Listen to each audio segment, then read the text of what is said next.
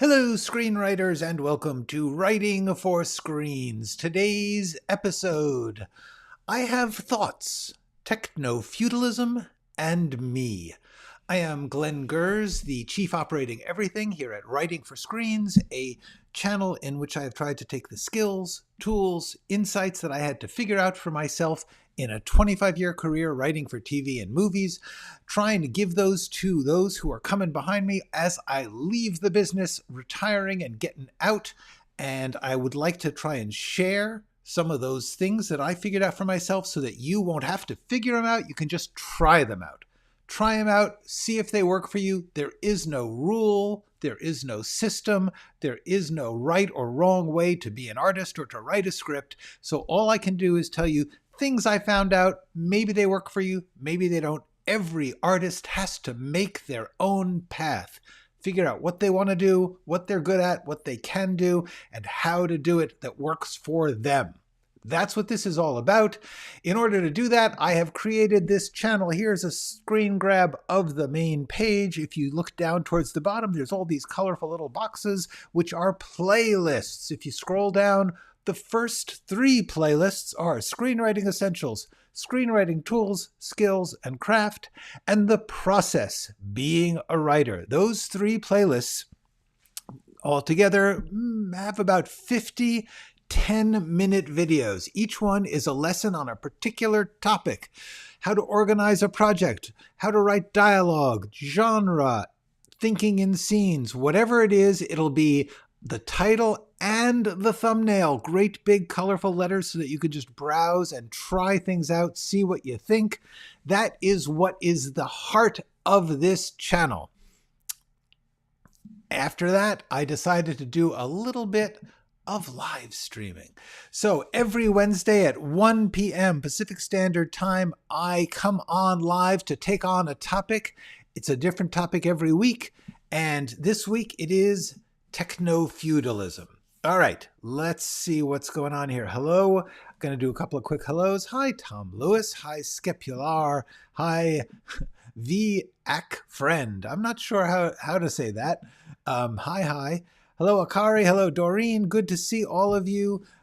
Let's get right into it. Let's talk a little bit about the topic, which is technofeudalism. You're singing, what the heck does that have to do with writing? I will tell you. Here's the deal. Technofeudalism, this is the name. Last week, I came on, my last live stream was about the idea of wanting to create in new forms, trying to learn to expand just beyond plain old screenwriting, trying to be creative with all the digital tools that are available to us. And so when I thought about trying to be creative myself in order to share what that process is like, I thought, well, then I'm going to have to learn new software. And in order to do that, I went online, I started to look. For me, it was going to be graphic art software right now. Because the thing is, I mean, all of my channels, if I'm starting a Substack, if I'm going back to social media, if I'm doing self-publishing, it all requires graphic arts. It requires layout and typesetting and all sorts of stuff like that. But also, I really love making art, drawing, sketching, painting, that sort of stuff. I haven't done it in a long time. And all these digital tools make it really interesting. So the idea of combining all that, trying to get some new stuff going here in my channel and on other places that I'm going to start creating, I thought, let me look. And when I saw, because I use Canva to do my graphics for this, which is fine. It is a completely easy, just drop and drag. You can get some basic cool, like I like the graphics. These are great. There's no problem.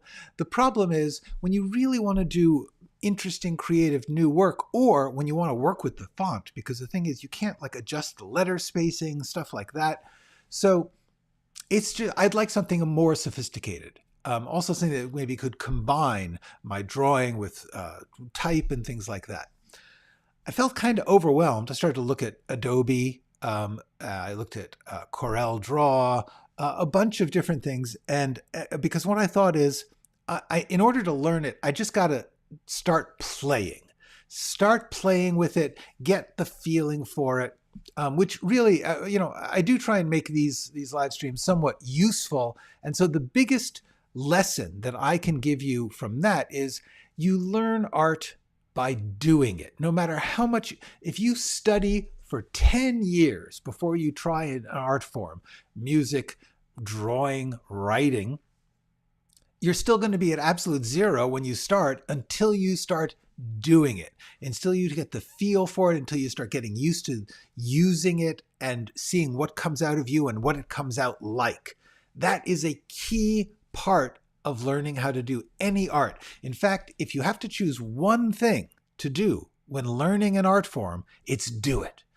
You could do it by yourself, completely uneducated, completely untouched by the world. If you just played with the art form by yourself, you would develop, you would grow, you would gain skills. It's great to learn other ways. It's great to have to study, to learn from the masters, all this stuff. That's great, but only if you are doing it. So when I started to think about doing it, and I was like, I'm so afraid of new software, especially the better it gets, the more complicated it is.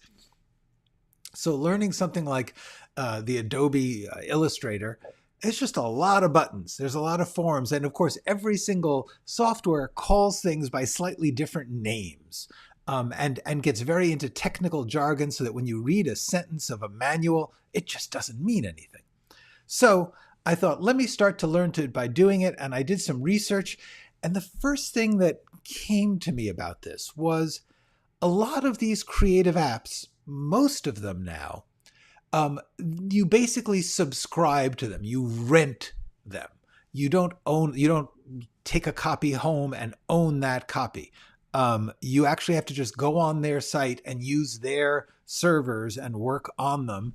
And it threw me off because I've been hearing a lot about some concepts which was sort of crystallized by a book that I read recently called Technofeudalism: What Killed Capitalism by Yanis Varoufakis. Now, I didn't love this book. I didn't think it was the greatest book I ever read. I sort of wished there was a condensed version.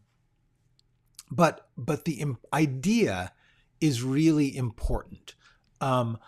Less about whether it killed or didn't kill capitalism or was just a form of capitalism. The main thing about it was to say that something substantially different has changed in the world because of these tech companies rethinking their work in terms of owning the app themselves and just renting you time on it.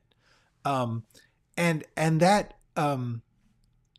that's actually, for me, really upsetting. I really don't like that.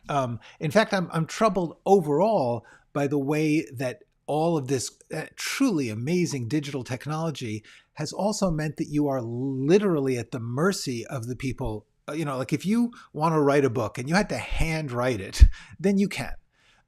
Once you start working on software, you are essentially giving up your ability to, unless you can export the product in a form that you can continually use or continually give to others, you're always going to be working through them. The first objection is just the cost. Because the plan here, our tech overlords, the tech companies have said, you know what would be better than selling somebody a $300 bit of software? Wouldn't it be better to charge them $30 a month, and then every 10 months you've made the $300, then everything after that is just extraordinary profit. Suppose they work, if you're going to be an artist, you're going to work on this software ideally the rest of your career. We're talking 10, 20, 30 years, assuming these companies are even there in 30 years. The problem then is that you are paying an extraordinary amount of money to get the rights to use that software. Just like you're paying, like if I wanted to stop listening to Spotify, I don't have any music to listen. I do because I have some saved on I bought music, but if you're streaming things, if you're streaming movies, if you're streaming music, whatever it is, you're basically just renting the opportunity to use that, which is a fair concept in some ways. But when you think about the fact that your library, your entire music library, is owned by someone else who controls it the way they want, this is very, very disturbing to me. I don't see. I'm really, like, when I buy a movie, if I buy a movie, streaming movie on Amazon or iTunes or something like that, I'm basically just buying the right to keep watching it on their system, which usually also requires either hardware with Apple TV or software with Amazon and Apple TV. And much of that requires a continued rental fee. In other words, if I decided I didn't want to keep paying Amazon every year for their services, I would lose all the things I bought. That's insane. There's something terribly wrong with this concept. The guy who wrote the Technofeudalism book, he talks about the fact that there was this era of feudal society in which there were landowners, there were the royalty and the aristocrats who owned the land, and therefore, if you and they owned the armies, they owned all this stuff. So therefore, if you wanted to be under their protection or using their resources, you had to pay them a rent, and that's how society worked. And that rent could be many forms. It could be like a portion of the amount you got in your crops, or it could be actual cash, or it could be one of your children, whatever it was. That was the servitude paid to the feudal owners. When capitalism came along, the basic concept changed to manufacturing and sale. The idea that the landlord would sell you the products. Often they would have employees who would do it for them, but still. And that mercantile system, the capitalist system of ownership, took the past 300 or 400 years by storm. We went crazy with it until now, in which we are going back to the concept of essentially we are playing in the property of the few tech companies that own and create this stuff. Social media, we are paying them by letting them advertise to us and to use our material to feed their AIs or to use the data enclosed that comes from our engagement. But also for social media, what we're doing here is we are providing the contents of their entertainment system. You can talk about social media being a commons, a platform, all you like, but the fact is, the reason that people go there, except there's a small amount of sharing with actual people but mostly you're looking for news, entertainment, whatever the stuff is that you would ordinarily get other places, you're now getting it through the social media system, and it is being provided by the other people there. So the company is simply using us in order to entertain each other so that they can take stuff from us. Troubling in every way. Although creatively, that is massively cool because they're creating a giant mall in which we can get our stuff out to other people who come into the mall. And that is an amazing thing. So like I said, I'm very torn about this. The thing that truly bothers me is, first of all, what if they decide to change the rent? Suppose I decide to commit a year or two to learning a software, and it's a price that I feel is reasonable, that I can afford, and then they decide to triple it. I am going to lose all first of all, my ability to work. In other words, having learned that software, I can't then just open up another software and use it. It will be different. But also any of the work that I've got that is stored or based in that, unless I can export it and transfer it to another system, is completely lost to me, which is not the same as like a photographic negative. The canvas I paint on, the paper I write on, those things, once I've purchased them, I own them. They are mine. I can give them someone. Of course, I can't get them to as many people as I can by doing it digitally. There is always a balance to these things. But also, what if they go out of business? I mean, this whole system has only been around about 20 years, and we have already seen within that that companies have risen and fallen, sometimes to the point of disappearing. In the terms of Quibi, rising, falling in the course of a month. But what if they go out of business? What if they get hacked? What if they decide some insane policy like, you know what, no pictures of rabbits, or no brunettes. We only want blondes on this thing. That could, we think, oh, that couldn't happen, but it actually can, and it has. These are things that make me very troubled by this entire system that we've engaged in. I am not going to get into the issue of how to change our economic and social system. I'm really trying to stick to the creative issues here, because as an artist, you want to think in terms of what you can do to produce your work and distribute your work over time. And this is very, very troubling to me, because if you decide to stay off their app, sometimes you can export the basic files and use them somewhere else. A lot of times you can't. Even if you stay on one system. For instance, I have been an happy Apple user since 1989. Okay, I have been there since the very, very first, second Macintosh, the little one.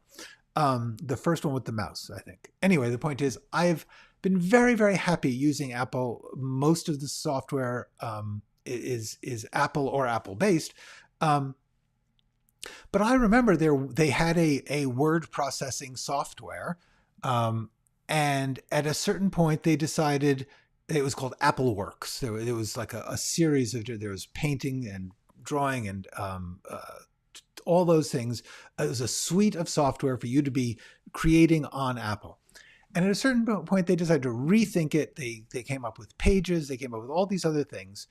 And for a transitional time, if you wanted to use the new software, you could convert the old files to the new software.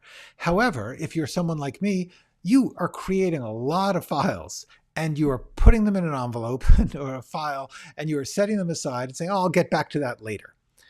What happened with me in many cases is I didn't get back to them soon enough to use the deadline for the transition. In other words, if you had opened that document sometime in the 2 to 5 years that they gave the transition, it would transfer to the new software. However, I had hundreds and hundreds and hundreds of files. I didn't open all of them.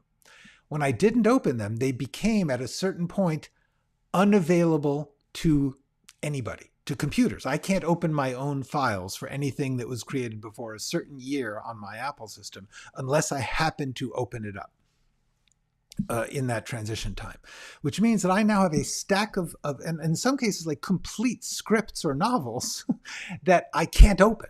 I cannot. Luckily, I printed a fair number of them in those days, but now if I wanted to try and get those back, I would have to find someone who had.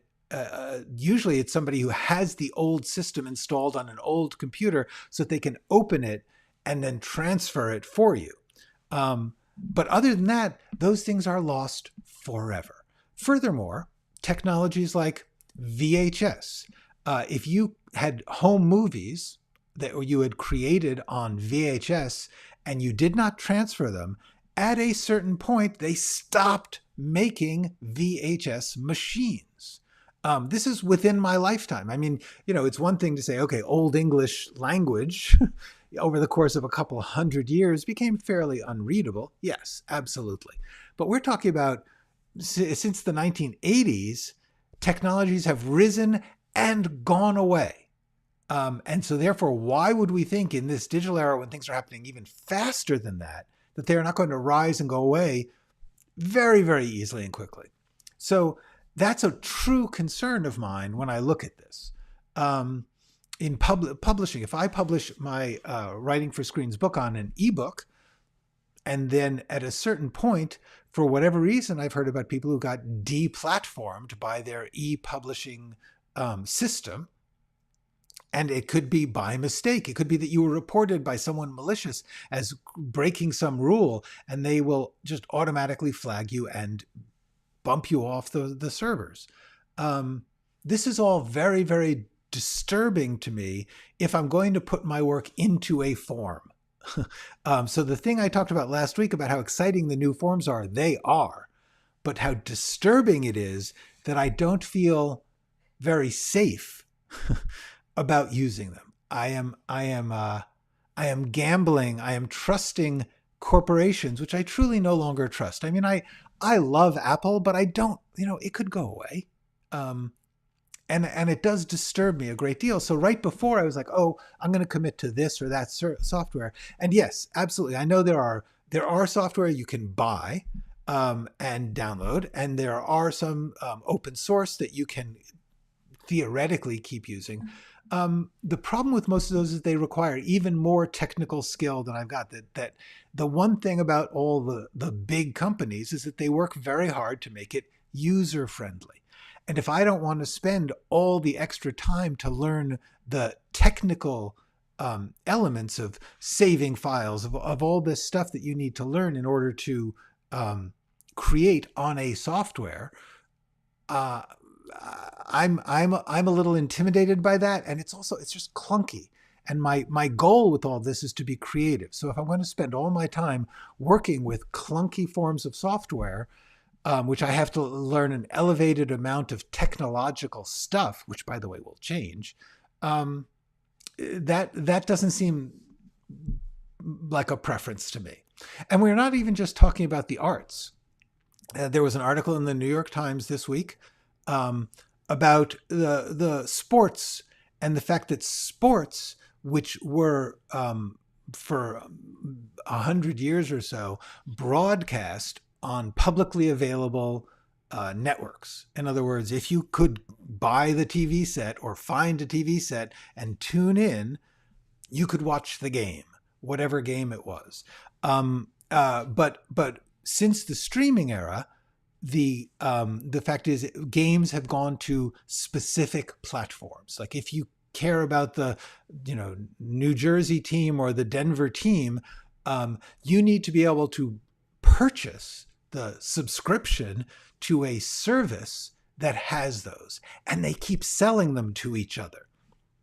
So that for a while it's on one service, but then it switches to another, to the point that it's actually impossible for the fans to find or access the sports they want. It's happening in every form of our world.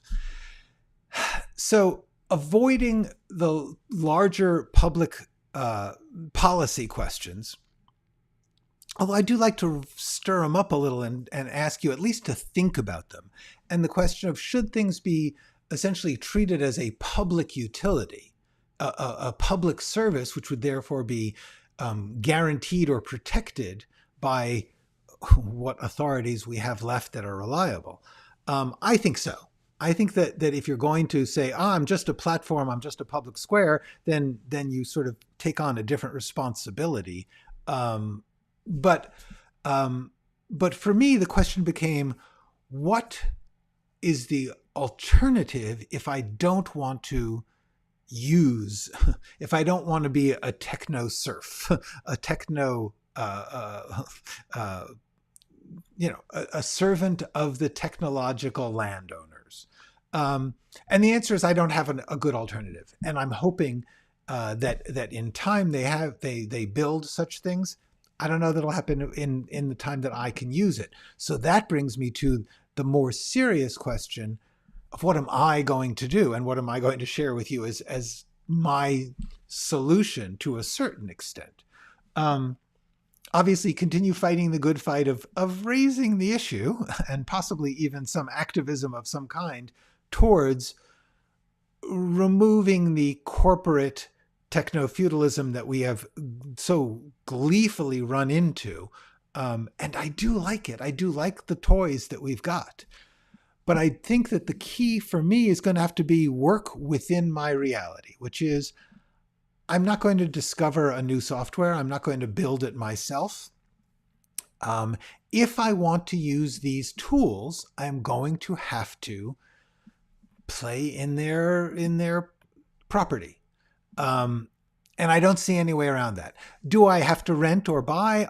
I'm still deciding that one. But I think that the issue that I've been struggling with here is this despair? Is this denial? Is this me saying, I recognize that in using it, I am contributing to the problem because I'll be paying my fees. I'll be paying for the software. I will be supporting the system, which I do not like. On the other hand, I do not have any belief that I am powerful enough to make any difference. Not any difference. I am a child of the 60s, and I do believe that people have some responsibility, but I do worry that we've turned the responsibility onto the individual for societal issues, and that they probably should not be our responsibility. There should be a sense that the public good matters. But since I recognize that I cannot change the world much, possibly at all, I'm going to call this creative existentialism.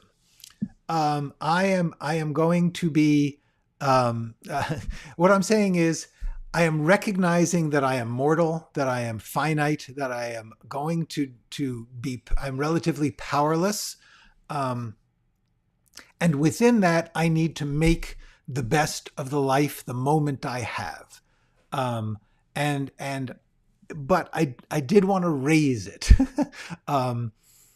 So I think that also I'm going to try and do another episode sometime about embracing one's insignificance, because I do think we emphasize too much having an impact, being important, changing things, winning, all of those things, when in fact we're unlikely to do any of that. And that the culture itself has changed to the point that I'm not even sure it's possible to do that. So that's for another day. But now I'm going to get to your comments and questions, because it looks like there's a ton of them. By the way, anybody who trying to talk to me about specifics on software or whatever, please do also just contact me through my website or my email, which is writingforscreens@gmail.com. Or if you go to that website and you click on contact me, it'll open an email from that address. But contact me directly if you have stuff you want to tell me about various software or various technical things. I would love to know that. I may not be able to understand it in this moment. So do contact me directly for that, as well as talking about it here. It's very cool. All right, let's catch up on the hellos. Hello, Michael and Imogen. It's so nice to see you here. Something else is here. Howdy, howdy. Hello, Steed and Adam Lum.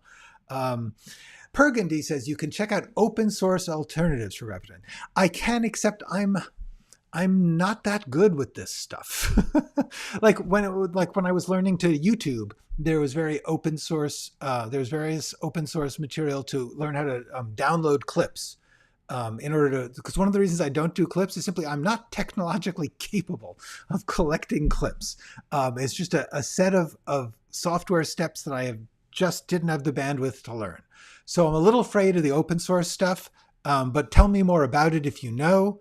Hello, Chow. Next Institute. PGE, which increases the cost. Yes, absolutely. Well, there is the question of public utilities gouging us. That's certainly true. Steed says, I do not buy films or shows on digital ever again. I bought a first season of Mad About You. They deleted it from their library, so I no longer have access to what I bought. Rebuilding DVD sets. This is a key point. This is right. The problem is, I do like watching things on streaming. I do like being able to pull it up on my phone or my iPad if I'm on, sitting somewhere. I do like running it through my TV, through my Apple TV, which is what I use. So it is difficult. I am in no way a standard bearer for social change. I wish I was. I left social medias 10 years ago. I thought I had severe depression. Nope, just Facebook. Cool. I understand that. So far, I've been able to manage to keep my Facebook feed and my Instagram feed and my Reddit and all those things relatively sane for me. And I do find like just cool historical photos. Those are some things I tend to find there. So I'm keeping it, working with it. I get you. By the way, I don't want to, I wanted to more present the difficulty I ran into in trying to grow up, trying to be a little more engaged in the world. And I feel like I'm pretty engaged, but there's more that I could and want to do. But when I came to it, I came to this creative existentialism, which I'm hoping isn't a cop out. I'm hoping isn't a way to make myself feel better, but it's the only way I can figure out to proceed. Next Institute says, we are almost used to it for creative works, but even cars became subscription-based. Yes, no software upgrades, no cars. Exactly. No, this is absolutely true. Perhaps that's what makes people angry enough, because creatives alone will not. Yes, I do believe there's going to have to be some social and political leaders who take this on, because some angry retired novelist is not going to do it. Ornithologica Mansione. What do you suggest to do if I'm having trouble starting to write in script form? I've done all the pre-work. Every scene is, this is interesting. Okay. Every scene is drafted, but I find difficult writing in stripped grammar. Okay. A couple of things I can talk about that. The first is there are a few things I can offer in my library of little lessons that are helpful. The first is script format, just in case you feel overloaded or overwhelmed by the actual format. I try to break it down here to because it's really simple. There's really only 4 elements you're using, and one of them is like the person's name. So there's really only 2 or 3 parts of script format that matter. The thing I think that you should try and remember about script format is that essentially, while you should learn it, the first thing is practice. In other words, just the more you do it, the more you'll get comfortable with. This is exactly what I was talking about other forms of learning creativity. The thing that you need to do is you learn it by doing it. There's absolutely no way to get comfortable or competent with script format without just doing it. Writing a draft, and it may be bad or it may be hard to do. The more you do it, the more times you do it, the more different scripts you write, the more you will get comfortable with it. Just remember that it will be slow going. It will be awkward. It'll be sludgy and hard for the first time. There's no way around that. Don't let that stop you. Just give yourself a little extra time and recognize that the effort is hard. Figure out the best way for you. It could be that the way for you to do it is to write stuff by hand or type it in another format and then format it, see what happens. But the key I will give you about script format that may help is to remember that it's essentially a way of thinking. Essentially, there's the scene heading, that horrible interior, exterior, all caps thing. That's just a break. It's just breaking the scenes. It's just a way of saying that's like a blackout. It's like between 2 times or locations, you're going to have one of those things. And that just helps you to say, my scene is starting here. My last scene ended here. That's all that is. There's nothing else to it. The next thing is you've got the action lines, the stage directions, whatever you want to call them. And that's just what people do. What are they doing? What do we think about it? How do we describe it? That's all there is to it. It's essentially what people do. And then the rest of it, the character and the dialogue, is just what they say. So all you've got is think in scenes, break things up, people doing stuff, and people saying stuff. And that's actually really useful because that's what a script is made of. Now, one thing they could do is they could be wearing a certain kind of clothes, so you describe that, or you might be want to describe what their personality is like. You would do that. The main thing you'll find is you'll probably overwrite. People who are not used to script format, they just overwrite. It's too long. The best way I know to work on that is to write it the way you want to write it, and then make a copy and then cut. See how much you can cut. I would suggest also that you take art apart. This is a video. I will put a link to it in the description about 10 minutes after I'm done here. Take art apart is one. Think in scenes will also help with this. And I'm going to link to all of these down in the description of this video about 10 minutes after we're done live. I will type that in and post it. The main things. Oh, also writing style. This is a video I think people don't know exists. But I do a whole thing about writing style for writing screenplays. Anyway, the main thing I would say about this is when you say writing in script grammar, yeah, that's hard. It's a very narrow, weird kind of language, and it's cool once you get used to it. But there's simply no way that you can get comfortable with it or feel easy with it until you've done it a few times. Just getting it through once is going to be great. That's going to be hard. It's okay. Like, suppose you were like, I always use this example. Suppose you were a toddler learning to walk. It would be hard. You would be trying to get it, and most of the time you would fall down. Then you get back up again and you try again. If you keep doing that, you will get fluent in film script language. That's all there is to it. There is no other secret. There's no secret. It's just keep it simple. That's what the format video is for. And then just practice it. Do it as much as you can. Hope that helps. Akari says, I couldn't agree more. I'm assuming this is about the earlier topic. I have thought about this a lot too. To pay not to be assaulted by ads by a conglomerate that previously didn't have ads is akin to a protection racket. Yeah, it's tricky because like I grew up where you would just expect it. If you were going to watch TV, you were going to see ads. That's just all there was to it, because that's how they made their money. Cool. I don't really mind that. I mean, I do. But you're right that if you were paying a subscription, in theory, the subscription cost should cover it. I'm not so much troubled by the paying for the broadcast, either in terms of ads or in terms of subscriptions. I'm concerned with having to subscribe to the mechanics of creativity. That's what I'm talking about. It's really troubling to me to think, oh, if I want to use this camera app, and then that camera app company goes away and they take my pictures with them, that's what's scary.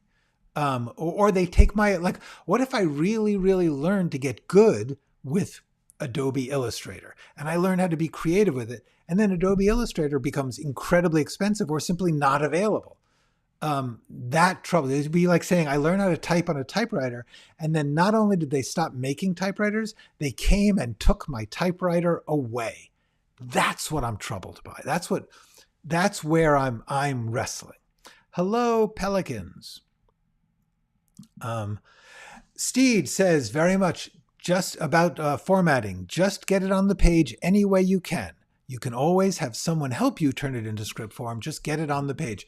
Absolutely true. I would say try to get it on the page in script form, because the format is just not that hard. There's only a few things you can do. It's very, very narrow. You got to write in the present tense. Oops, sorry. You got to write in the present tense. You got to keep it moving fast. You generally need short sentences. All this stuff is in my writing style video. Okay. Next Institute says, I have Windows software that I use. They have been trying to force me into subscription. Yeah, exactly. LibreOffice is the open source version. There is a fair amount of open source software out there. There is, absolutely. Would you pay someone to set your computer system for you? Yes, I am very seriously considering paying someone to teach me graphic arts software. I just haven't figured out which one I want to learn. But yes, I am very seriously considering having someone teach me how to do it. And by the, of course, I'd pay for it. That's the right way to do it. They're giving me their skill and information. Oh, thank you. Okay. Michael says, my son got Angry Birds for free. A few months later, a fee was charged. Later, you had to buy accessories to advance the game. Yes, this is all the same thing in this book, Technofeudalism, or just in the concept of technofeudalism, or the concept of the transformation of our technology. And I say that in the same way, like, remember, a hammer and a saw were technology at a certain point. They still are. And that what's happened when we've gotten to digital technology is this new concept of ownership has changed. And I'm just objecting. Pergady says, are you planning on trying physical painting, drawing, or digital? I am thinking of digital.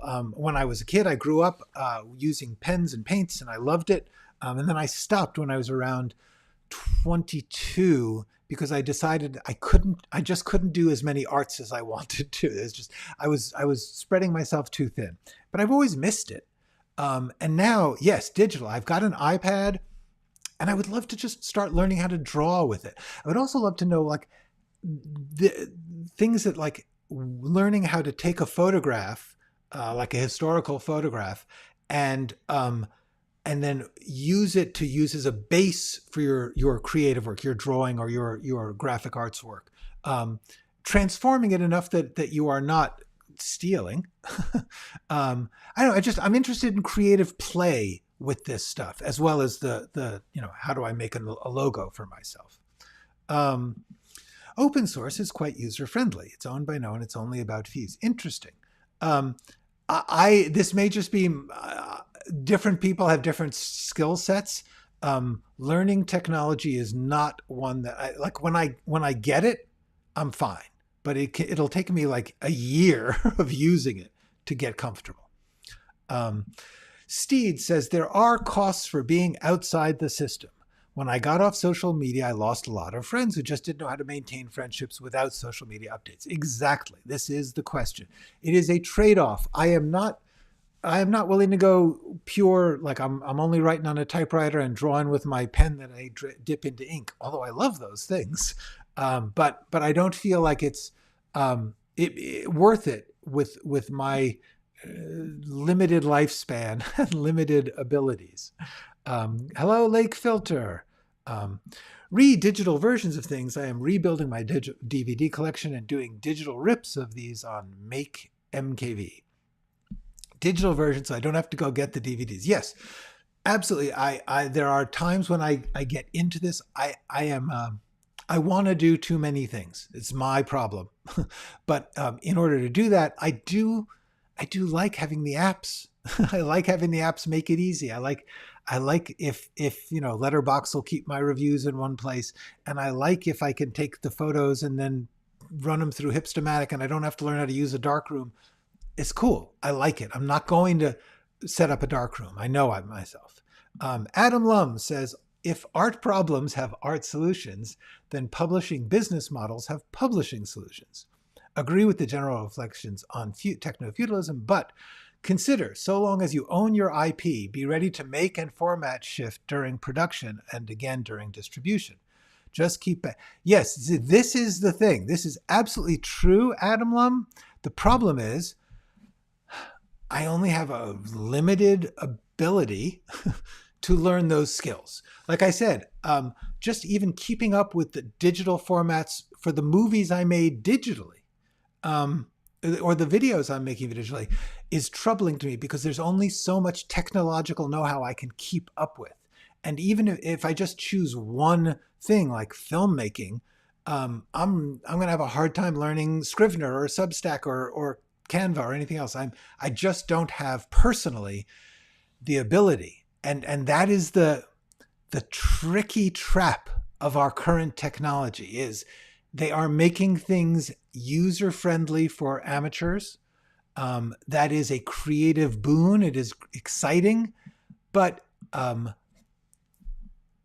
price is I have to live on their digital property. And I think I may just have to pay that price. I'm willing. Thank you, Lake Filter. Um, when is Glenn going to start a subscription for his awesome advice? Thank you, Only. Thank you, bearded screenwriter. I'm not. I mean, I'm not now. When I go to Substack, I probably will include the option to pay if you want to pay, but there won't. As far as I can tell, I don't think that I want to put things behind a paywall. Because I'm not going to get rich off it. I would like to defray the costs, especially if I start to get all this new software and start to upgrade. I'd like to upgrade my eCam and stuff. So, just keeping the costs going, that's worth it. And I'll do that. I would love to be supported, but I cannot bear the concept that that someone would have to not get my work because they can't afford it. So when I do put out a book, I'm going to make it as affordable as I can, because those are things that do have costs involved. I'm going to have to pay for a lot of things. That means that the book costs something. I got to sell it for something. Making a small profit is lovely, but for me at this stage in my life, and this could change. I could say, oh, wow, I got a lot of people here. Let me get some money from them. I'm going to try and keep it as accessible as possible, because for me, the point is the sharing of the material with an audience. That is the goal. If the money is getting in the way of that, then the goal becomes the money. And that can be a legitimate goal. I'm not saying that's not okay. For me personally, it's not the goal. I want to say probably slow down on the comments and stuff. I'm not going to be able to answer all of them. Okay. Akari says, at the existential ontological level, while I don't do binary beliefs, there is a real dichotomous, nuanced awareness you're speaking to. Yes, thank you. Seeing what's going on while working in it and changing things. Yes, that is the challenge. The challenge is to not deny, to not bury your head in the sand, but at the same time, not become paralyzed or sacrifice yourself uselessly. If my not making things on software would change the world, I would do it. But I don't think it's going to make any difference. So why would I not use the tools that would be helpful to me? That's the issue. And yes, there is absolutely a philosophical importance to taking stands where you believe in them. The question is, what are you willing to sacrifice? And that was raised earlier, and that's a legitimate question. And I'm coming to the point where I'm not willing to sacrifice my creative work at this stage in my life, but we'll see. We are in YouTube's ecosystem, right? That's true. And I like that you're calling it an ecosystem, because it is, although it's also an ecosystem. Have you downloaded it to back up your videos? Yes, I have downloaded. When I do these lives, there's a backup that is automatically made by the software that I am renting here. And any of the videos that I put online, I absolutely I've got them all backed up to drives. But as I have learned, if I don't upgrade those drives every once in a while, the drive itself will become inaccessible. I've got some drives for the movies I made back in 2007 that the plugs don't work anymore. Like, obviously, these are things that can be fixed, but not easily and not free. So that's that. Yes, absolutely. Back up, everybody. Back up your work. Own it. At least own a copy. All right. Adam Lum Burgundy says, technically, isn't the future WF's book a physical backup of the videos? Yes, exactly. That is so true. Yes. And you're welcome, Ornithologica Mansione. Maybe we can teach you back. I would love that. If you guys know about graphic art software and you would care to reach out to me by email or through the comments, but eventually so I could do this privately and not have you exposed to the world, do reach out to me if you have knowledge about software. You want to tell me about one that you like or don't like. I would love to hear it. Remember the lost art thingy happened a while ago when Flash got discontinued? Yes, a lot of Flash-based games. Yeah, I know. I used to play a Flash-based game called Bubble Tanks that I truly was happily addicted to, and it's gone, and I'm sad. Um, regarding Adobe, they've been up to some rather dark stuff. Millions of people deleted it last year, including myself, because of their terms and conditions, based to research different softwares beforehand. Yes, the other thing about Adobe is simply because it is so, I mean, first of all, they've broken it up into subgroups so that it's expensive if you want to do a couple of those, let alone the whole suite, which I don't really want because most of the things I don't use. But even if I got like 2 or 3 of those suites, that's a lot of monthly pay. But the other thing about Adobe that is making me hesitant is simply it's too complicated for someone like me. But I recognize that the lack of complication of Canva is going to mean that I can't adjust the type like I would like to. I'm looking.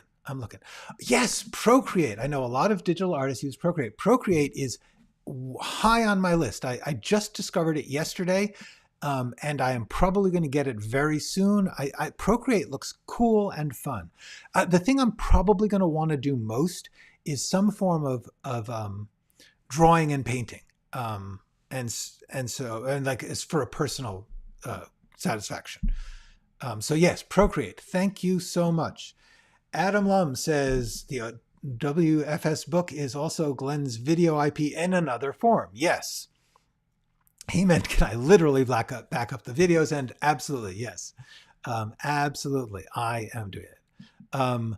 Michael says, saw Bertolucci's The Conformist. After seeing the movie in the 80s, the film is still fascinating. Yes, it is. Bertolucci comes and goes for me, but I got to say, the Conformist is a cool one. Some of Bertolucci's amazing and other things I just don't get. Okay. Substack's user interface is extremely user unfriendly. Yeah. It's like the creators went out of their way to make it as difficult as possible to use. I think it's because they were all text-based. They were just thinking in terms of newsletters, and they weren't thinking in terms of graphic design. And I agree something else is here. But I'm getting it. I'm beginning to learn it. I'm going to be opening my Substack pretty soon. It will be clumsy and crude, but I can't wait to see you all there, and I'll make a fuss over it when I get to it. But I got some other stuff I got to do first. But yes, the thing I have been learning about all this, and I do want to emphasize the few practical tips. Really, I do learn. I have realized that I am afraid to plunge in, and the most important thing about any art is to plunge in and do it. That's really, really, if I could give you one lesson, that's the one. Yes, I have to have whole teams dedicated to preservation of format issues in a professional museum and gallery. Yeah, there's people whose whole lives are just keeping up with the damn formats. Thank you, Adam. I appreciate it. I kind of like both. I like ecosystem and ecosystem. I think we are in both. Anyway, guys, this has been fabulous. I am so happy to talk to you about these concerns. One of the things that's been happening to me is I'm trying to learn a lot for myself.